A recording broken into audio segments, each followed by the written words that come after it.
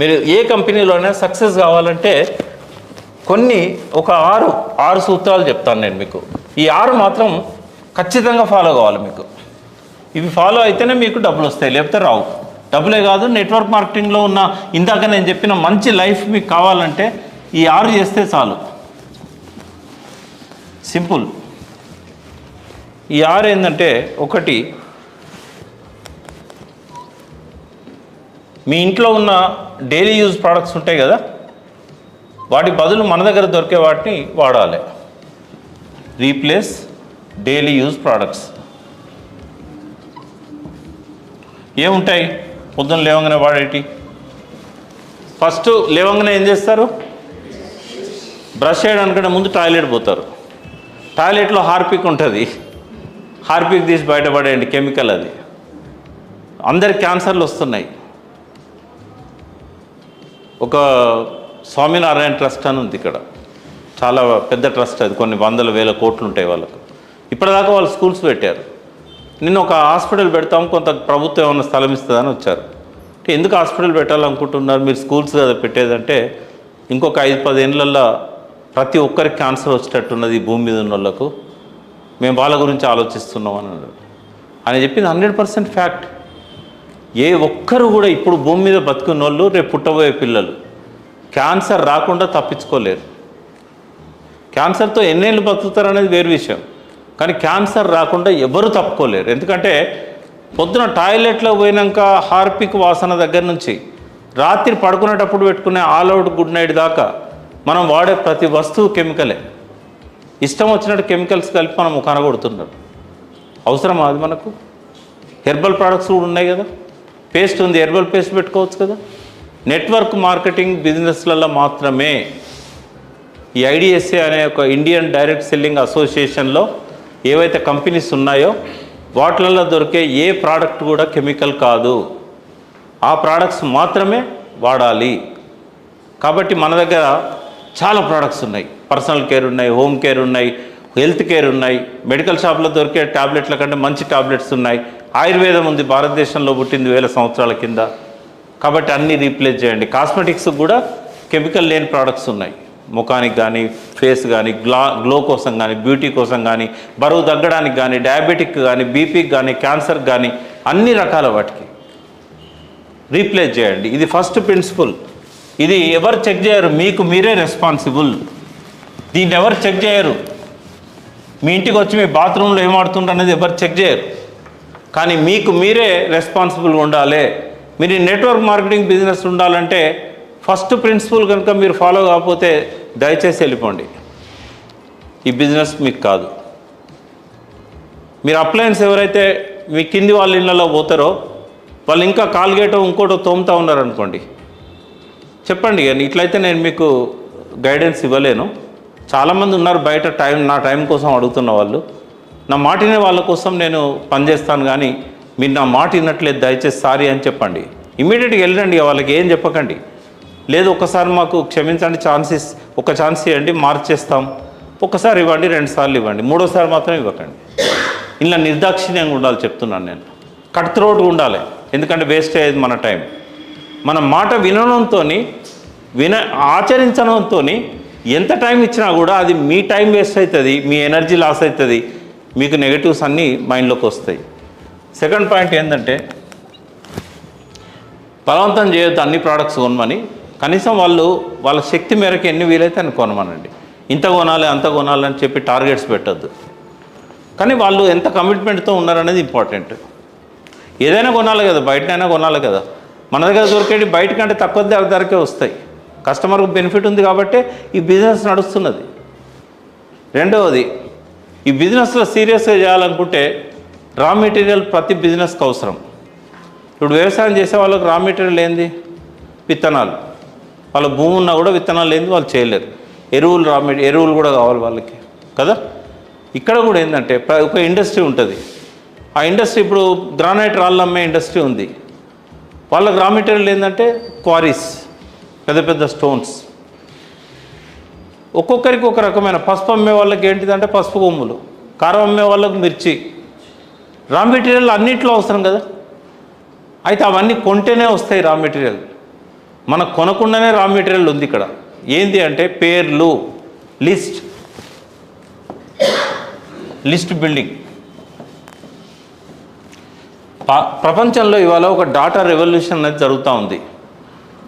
Data revolution అంటే ఒక 30 ఏళ్ళ కింద ఎవడు ధనవంతుడు అంటే తల్లిదండ్రులు ఎంత ఆస్తి ఇచ్చిందో దానికి మనం ఎంత యాడ్ చేసినామో ఆ సంపద ఉన్నవాడు ధనవంతుడు, బ్యాంక్ బ్యాలెన్స్ ఉన్నవాడు ధనవంతుడు, బంగారము ఆస్తులు బిల్డింగులు ఉన్నవాడు ధనవంతుడు. ఇప్పుడు ఎవరు ధనవంతులు అంటే ఎక్కువ పరిచయాలు ఉన్నవాడు ధనవంతుడు. ఎక్కువ పేర్లు మన టెలిఫోన్లో ఎంత ఎక్కువ పేర్లు ఉంటే నువ్వు సరిగ్గా ఉపయోగించుకుంటే నువ్వు అంత పెద్ద ధనవంతునివి. ఉదాహరణ చెప్తాను నేను. వాట్సాప్ అందరూ వాడతాం కదా. వాట్సాప్ స్టార్ట్ చేసినప్పుడు ఒక సర్వర్ స్టార్ట్ చేసినప్పుడు 2 లక్షలతో బిజినెస్ స్టార్ట్ అయింది, 50,000తో స్టార్ట్ అయింది. అది ఒకరోజు అమ్మకానికి వచ్చింది. అమ్మకానికి వచ్చినప్పుడు వాళ్ళ బిల్డింగ్లు అన్నీ రెంటెడ్ బిల్డింగ్లే. వాళ్ళకున్న అసెట్ ఏంటంటే వాళ్ళకు సర్వర్ ఉంటుంది, కస్టమర్ల పేర్లన్నీ లిస్టులన్నీ ఆ సర్వర్లో ఉంటాయి. సర్వర్ కాస్ట్ ఎంత అంటే ఒక 2 కోట్ల రూపాయలు. ఎవరైనా కొనేవాళ్ళు దాన్ని ఎంత కొనాలి? ఆస్తులు ఏమున్నాయి వాళ్ళకు? అన్ని రెంటెడ్ బిల్డింగ్స్, కిరాయి బిల్డింగ్లే. కొద్దిగా ఫర్నిచర్ ఉంటుంది వాళ్ళది, ఫర్నిచర్తో పాటు కొద్దిగా సర్వర్ ఉంది. ఫర్నిచర్ 2 కోట్లు అనుకుందాం. మొత్తం ప్రపంచంలో ఉన్న అన్ని ఆఫీసులలో ఎన్ని ఆఫీసులు ఉంటాయి? ఒక హైదరాబాద్లో ఒక ఆఫీస్ పెట్టి భారతదేశం మొత్తాన్ని నడిపిస్తున్నారు. అట్లా అన్ని దేశాల్లో ఉన్న ఆఫీసులు సర్వర్ కలిసి 20 కోట్లు అనుకుందాం. ఎంత పోవాలి ఆ బిజినెస్? వాళ్ళ విలువ అంతే కదా, 1,19,000 కోట్లకు పోయింది. అంటే వాడికాడ ఫిజికల్గా దొరికింది ఏంటిది అంటే ఒక సర్వర్, కొంత ఫర్నిచర్. మరి దేనికి పెట్టిండు వాడు 1,00,000 కోట్లు? కస్టమర్స్ పేర్లు. వాళ్ళు ఏమన్నా వాని బావబావమరుదులా? కొన్ని కోట్ల మంది ఉన్నారు. ఈ కోట్ల మంది ఎవరు అంటే వాట్సాప్ను నమ్మి జాయిన్ అయ్యి వాట్సాప్ ద్వారా ప్రోడక్ట్స్ తీసుకుంటున్న వాళ్ళు, చాటింగ్ చేస్తున్న వాళ్ళు, అంతే కదా. అయితే వాట్సాప్ ప్రోడక్ట్స్ అమ్మలే. వాట్సాప్ ఏంటంటే మనం చాటింగ్ చేసుకోవడానికి అవకాశం ఇచ్చింది. దాన్ని ఎవరు కొన్నారు? ఫేస్బుక్ కదా. అంత పెట్టి కొనాల్సిన అవసరం ఏంటంటే అడ్వర్టైజ్మెంట్స్ కోసం. ఇంతమందికి వాళ్ళు అడ్వర్టైజ్మెంట్స్ ప్రచారం చేస్తారు. అడ్వర్టైజ్మెంట్ పోతే ప్రోడక్ట్స్ కొంటారు కదా. దాన్ని ఇంకో రకంగా వాళ్ళు వాడుకోదలుచుకున్నారు. అది వాళ్ళకి కావాల్సింది ఏంది? ఎక్కువ మందికి రీచ్ కావాలి. ఎక్కువ మందికి రీచ్ కావాలంటే వాట్సాప్ బెటర్. సో ఇంకోటి చెప్తాను నేను, 1,16,000 కోట్లకు అమ్ముడు పోయింది. వాళ్ళు మొత్తం అమ్మలే కంపెనీని, కంపెనీలో కొంత షేర్ అమ్మిండ్లు అంతే. అదేం కంపెనీ? ఫ్లిప్కార్ట్ అనే వాళ్ళు 2 దోస్తులు కలిసి బుక్స్ అమ్మడానికి పెట్టుకున్నారు. అదివరకు అమెజాన్లో పనిచేసిన వాళ్ళు పనిచేసి వాళ్ళిద్దరు ఇండియా వాళ్ళు మనం ఎందుకు పెట్టుకోకూడదని బుక్స్ అమ్మడానికి పెట్టుకున్నారు. బుక్స్తో పాటు మెల్లమెల్లగా వస్తువులు అమ్మడం మొదలుపెట్టారు. వాళ్ళ విలువ మొత్తం కొడితే కూడా ఒక 2-3 వేల కోట్లకు ఉండదు. కానీ వాళ్ళకు 1,16,000 కోట్లు ఇచ్చేందుకు కొన్నారు. ఎవరు కొన్నారు? వాల్మార్ట్ కొన్నది. వాల్మార్ట్ అనేది పెద్ద బిజినెస్, ప్రపంచంలోనే అన్నిటికంటే పెద్ద బిజినెస్. వాళ్ళది $500 బిలియన్ ఉంటుంది ఒక సంవత్సరం. ప్రపంచంలోనే అతిపెద్ద బిజినెస్ వాళ్ళు. ఈ 2,000 కోట్ల దానికి 1,16,000 కోట్లు ఎందుకు పెట్టిళ్ళు అంటే ఫ్లిప్కార్ట్ దగ్గర కస్టమర్స్ డాటా ఉన్నది.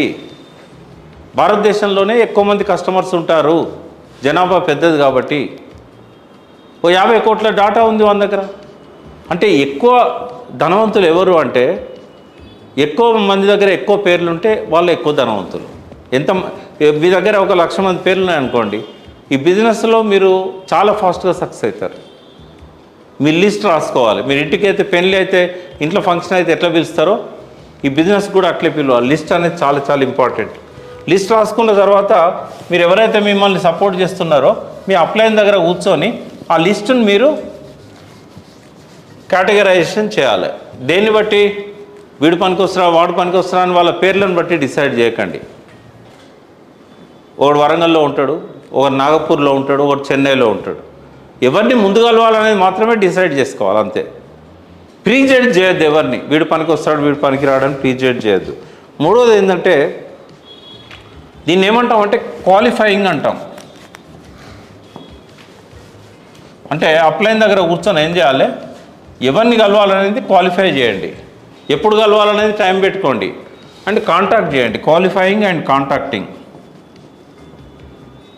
లిస్ట్ రాసుకున్నాక చేయాల్సిన మొట్టమొదటి పని ఏంటంటే కేటగరైజ్ చేసి ABCD అని పెట్టుకోండి. ఏ లిస్ట్ ఏది పెట్టుకోవాలి?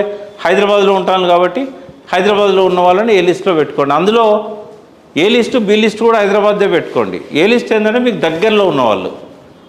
రెండవది మీకు బాగా సన్నిహితంగా ఉన్నవాళ్ళు. B లిస్ట్ ఏంటంటే కొంచెం దూరం, మీరు వనస్థలపురంలో ఉన్నారు, కూకట్పల్లిలో ఉన్న వాళ్ళు B లిస్ట్లోకి వస్తారు. ఎందుకంటే వాళ్ళ దగ్గర పోయి రావాలంటే ఒక రోజు పోతుంది, టైం కూడా పోతాయి, డబ్బులు కూడా పోతాయి. కాబట్టి తక్కువ డబ్బుతోని తక్కువ టైంతో ముందు బిజినెస్ స్టార్ట్ చేయండి. కాబట్టి క్వాలిఫైయింగ్ అండ్ కాంటాక్టింగ్. కాంటాక్ట్ చేసి ఏం చేయాలి? వాళ్ళని కాంటాక్ట్ చేసి ఏం చేయాలి? మనం ఇప్పుడు లిస్ట్ వచ్చింది, లిస్ట్లోకి వెళ్ళి కొంతమందిని మనం ఐడెంటిఫై చేసినాం, వాళ్ళతో ముచ్చట పెడుతున్నాం. ఏం ముచ్చట పెట్టాలి? ఏం ముచ్చట పెట్టాలంటే వాళ్ళని మనం ఇన్వైట్ చేయాలి. దేనికి ఇన్వైట్ చేయాలి? Inviting to the programmes. ఇప్పుడు మనకి 17వ తారీఖు నాడు ప్రోగ్రామ్ ఉంది ఇక్కడే, చాలా పెద్ద ప్రోగ్రాం. ఇక్కడనే మన లయన్స్ భవన్ అని ఉంది. ఇక్కడ ఒక ఆయన బాగా నెలకి 25-30 లక్షలు సంపాదిస్తున్నాడు. ఆయన కింద కొన్ని వందల మందికి నెలకు 50,000 ఎటు సంపాదించాలో నేర్పించాడు. కొంతమందికి 10 లక్షలు ఎటు సంపాదించాలో నేర్పించాడు. ఆయన వచ్చి ఈ బిజినెస్లో డబ్బులు ఎట్లా వస్తాయి, ఏం చేయాలనో చెప్తాడు. కొన్ని వేల మంది వస్తారు, వందల మంది వస్తారు. వచ్చినప్పుడు అంటే వేల మంది వచ్చేవాళ్ళే, కోవిడ్ కాబట్టి మనం ఎక్కువ మందిని పిలవట్లేదు. వాళ్ళు నేర్చుకుంటారు కదా, ఒక ఇన్స్పిరేషన్ వస్తుంది, అంతమందిలోకి వెళ్ళి మనం ఒక ఎగ్జైట్మెంట్ వస్తుంది. లోపల ఎప్పుడు ఉత్సాహం ఉండాలి మనిషికి ఏదైనా చేయాలంటే.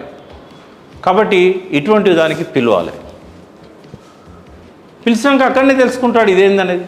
లేదా ముందు ఆయన కూర్చోబెట్టి అన్నీ చెప్పి పిలవండి. ఇందాక నేను వచ్చే ముందు ఎట్లయితే బిజినెస్ గురించి చెప్పారో ఓ 2 ప్రోడక్ట్స్ గురించి చెప్పండి, ఓ బిజినెస్ గురించి చెప్పి తీసుకురండి. ఇవి మాత్రం చాలా ఇంపార్టెంట్. ఇప్పుడు మనిషికి బతకాలంటే ఆక్సిజన్ కదా. ఈ బిజినెస్లో సక్సెస్ కావాలంటే ప్రతి వారం ప్రతి నెల మీటింగ్స్ అనేది ఆక్సిజన్. నువ్వు ఫోన్లలో ఎంత చెప్పినా కూడా, జూమ్ మీటింగ్లలో ఎంత చెప్పినా కూడా అది ఆక్సిజన్ కిందికి రాదు, అది వెంటిలేటర్ కిందికి వస్తుంది. చావకుండా బతికించుకోవడానికి పనికి వస్తుంది తప్ప ఆక్సిజన్ ఉంటేనే మన శరీరం పెరుగుతుంది. ఈ బిజినెస్ పెరగాలంటే ఆక్సిజన్ ఏంటి అంటే ప్రోగ్రామ్స్, ఈవెంట్స్. ఇది ఖచ్చితంగా మీరు చేయాలి. 4. 5వది ఏంటి? ఇంకా 2 ఉన్నాయి. 5వది ఏంటంటే వాళ్ళు మీటింగ్కి వచ్చిన తర్వాత ఒక్కసారి వాళ్ళతో కూర్చొని మాట్లాడి ఫాలో అప్ అంటుంది. దీన్ని ఫాలో అప్. మనం ఏదైతే ఒకటి చెప్తామో అది ఎంతవరకు వచ్చిందని అడగడాన్ని ఫాలో అప్ అంటాం. ఫాలో అప్ అంటే క్లోజింగ్. అంటే అతనికి ఇదేమన్నా అర్థమైందా, అర్థమైతే ఆయన ఏమన్నా బిజినెస్ చేయాలనుకుంటాడా, ప్రోడక్ట్స్ వాడాలనుకుంటాడా, లేకుంటే నాకు ఏది వద్దంటాడా. 3 ఉంటాయి. 4వది ఏముంటుందంటే పోస్ట్పోన్ చేయడం ఉంటుంది. ఇప్పుడు వద్దు, ఒక నెల తర్వాత నేను కొంచెం లీజర్ అవుతా. 4 రకాలే ఉంటాయి. చేద్దాం ఎస్ అనేవాళ్ళు, ఇప్పుడు చేద్దాం అనేవాళ్ళు. బి వాళ్ళు ఎవరు ఉంటారు? పోస్ట్పోన్ చేసేవాళ్ళు. సి వాళ్ళు ఏంటంటే నో అనేవాళ్ళు. అయితే మనం ఏం చేయాలంటే పోస్ట్పోన్ చేసే వాళ్ళకు, నో అనే వాళ్ళకు 4వది చెప్పాలి. 4వది ఏంటంటే కస్టమర్. ఇప్పుడు బిజినెస్ చేస్తా అన్నవాడు ఇప్పుడే కస్టమర్ అవుతాడు, మనకి ఇమ్మీడియట్గా కొనుక్కుంటాడు, వాడతాడు.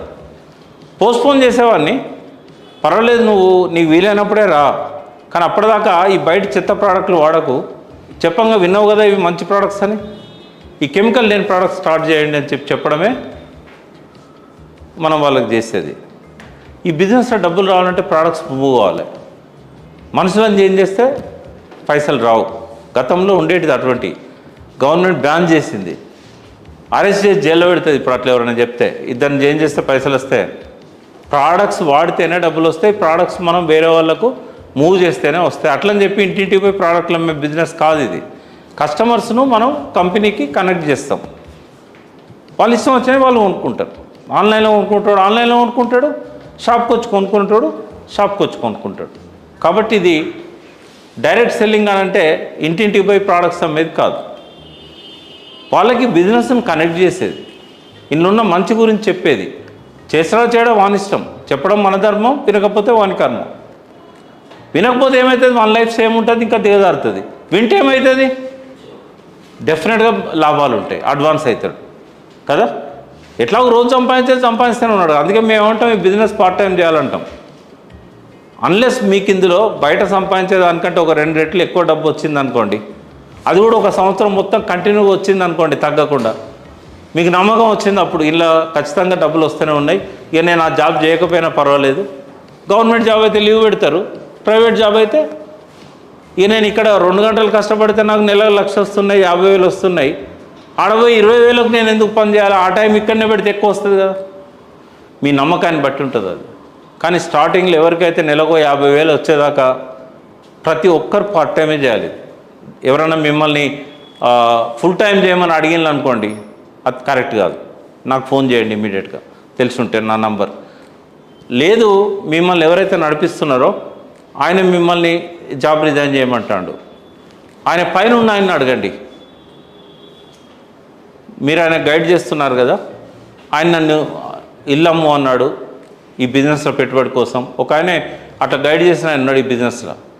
ఇంటికి గృహప్రవేశాన్ని పిలిస్తే తర్వాత 2వ రోజు వచ్చి, ఇంత పెద్ద ఇల్లు నీకెందుకు, ఇది అమ్మేసి కిరాయి ఇంట్లో ఉండి ఈ డబ్బులను బిజినెస్లో పెట్టు అన్నాడు. ఇవన్నీ రాంగ్ సజెషన్స్. అంటే రాత్రి కోటీశ్వరుడు కావాలనుకునే ఆలోచనలు. ఇక్కడ షార్ట్ కట్స్ ఉండయి, అడ్డదారులు ఉండయి. అడ్డదారులన్నీ ప్రమాదకరమే. గోడ మీద రాసుకోండి ఇంటికి పోయి. అది ఏ అడ్డదారైనా అది ప్రమాదకరమే. షార్ట్ కట్స్ అన్నీ కూడా రాంగ్ రూట్సే, కాళ్ళు ఇరుగుతాయి. అడ్డదారుల గోడ దుంకాలనుకుంటే కాళ్ళు ఇరుగుతాయి. కాబట్టి ఇక్కడ అడ్డదారులు లేవు. ఈ దారి అనేది 100 సంవత్సరాల నుంచి ప్రూవ్ అయిన దారి, కొన్ని లక్షల మంది కోటీశ్వరులైన దారి. ఇది మంచి రహదారి. ఈ రహదారి వదిలిపెట్టి అడ్డమైన దారులు ఎందుకు? కాబట్టి ఈ ఫాలో అప్లో మీకు ఈ 4 కస్టమర్ ఉంటాడా, లేకపోతే బిజినెస్ చేస్తాడా, లేకుంటే వదిలేస్తాడా, లేకపోతే ఉంటాడా. సో ఇది మీరు డిసైడ్ చేసుకోవాలి. లాస్ట్ది ఏంది, ఆరోది ఏంటంటే, మీ కింద జాయిన్ అవుతారుగా కొంతమంది కస్టమర్స్గానే ఉంటారు, కొంతమంది మధ్యలో డ్రాప్ అవుతారు, ఇంకొంతమంది కంటిన్యూగా వస్తూ ఉంటారు. లీడర్స్ని ఐడెంటిఫై చేయాలి. Identifying leaders. ఎందుకంటే ఈ బిజినెస్ లీడర్స్తో నడుస్తుంది. 10 మంది వచ్చారనుకోండి, అందులో ఒక్కరికి లీడర్షిప్ క్వాలిటీస్ ఉంటాయి, మిగతా వాళ్ళు ఏదో కొద్దిగా చేస్తూ ఉంటారు. ఎట్లా తెలుస్తుంది లీడర్షిప్ క్వాలిటీ ఉన్నోని? అంటే మనం రోజు మనకి ఫోన్ చేసి ఎంబడబడాల్సిన అవసరం లేదు. ఈ బిజినెస్ గురించి విన్న తర్వాత, మీటింగ్కి వచ్చిన తర్వాత వాడే మనకు రోజు ఫోన్ చేస్తూ ఉంటాడు. ఇంకేం చేయాలి, ఇంకెప్పుడు చేయాలి, లీడర్ అంటే డిగ్రీ ఉందా, లేకపోతే ఈయన బాగా డబ్బు ఉన్నాడా, మంచి ఇంట్లో ఉంటున్నాడా, ఇవన్నీ కాదు. ఈయన లోపల ఆ తపన ఉందా, ఆ కోరిక ఉందా, అటువంటి వాళ్ళతో పనిచేయాలి మనం. మిగతా వాళ్ళతో ఏంటంటే పరిగెత్తే వాళ్ళతో పరిగెత్తాలి, నడిచేటంతో నడవాలి, పడిపోయిన వాడిని లేపాలి, కానీ కూర్చున్నంతో మనం కూర్చోవద్దు. అటువంటి వాళ్ళు ఎవరు? లీడర్స్. సినిమా పేరేంది? జవానీ దివానీ. అందులో డైలాగ్ ఉంటుంది. ఏం డైలాగ్ అది? జవానీ దివానీలో ఒక డైలాగ్ ఉంటుంది. మై ఉడ్నా చాతాం, నేను ఎగిరిపోవాలనుకుంటున్నా. మై దౌడ్నా చాతాం, ఎగరడం చేత కాకపోతే ఉరకాలనుకుంటున్నా. మై చెల్నా చాతాం, ఉరకడానికి కూడా చేత కాకపోతే నడవడానికి. మై గిర్నా చాతాం, అంటే ఉరికేటప్పుడు నడిచేటప్పుడు పడిపోయినా కూడా నాకు ప్రాబ్లం లేదు, నేను పడిపోవాలనుకుంటా. బట్ మై రుక్కునా నై చాతాం, నేను ఆగిపోవాలని అనుకోవట్లేదు. ఇటలా గుర్తుపెట్టుకోండి. ఈ బిజినెస్లో మీరు ఉరికితేనా బిజినెస్ తొందరగా అవుతుంది. మీ ఎంబడిని ఆయన చేపట్టుకొని ఉరికిస్తాడు, నడుస్తామంటే నడిపిస్తాడు, ఎగరాలంటే ఎగురుతాడు మీతో పాటు, పడిపోతే లేపుతాడు, కానీ కూర్చుంటే మాత్రం రాడు.